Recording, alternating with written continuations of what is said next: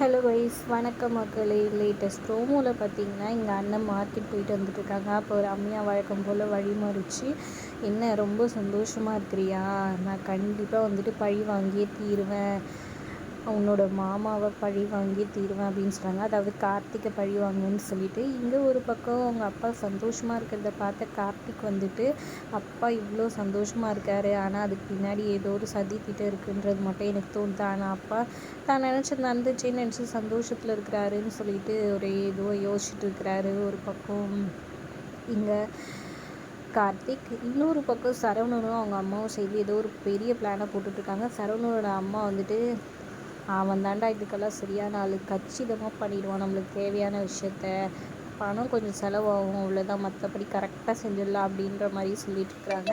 என்ன பிளான் போட்டு வச்சுருக்காங்க, என்ன நடக்க போகுதுன்றதை பொறுத்திருந்து பார்க்கலாம். எல்லோரும் ரிஜிஸ்டர் ஆஃபீஸ் போய் உட்காந்துட்ருக்குறாங்க. இங்கே சரவணனும் அவங்க அம்மாவும் சேர்ந்து என்ன பிளான் போடுறாங்க, அது நடக்குமா என்ன ஏதுன்றதை பொறுத்திருந்து பார்க்கலாம். வீடியோ பிடிச்சிருந்தா லைக் பண்ணிக்கோங்க.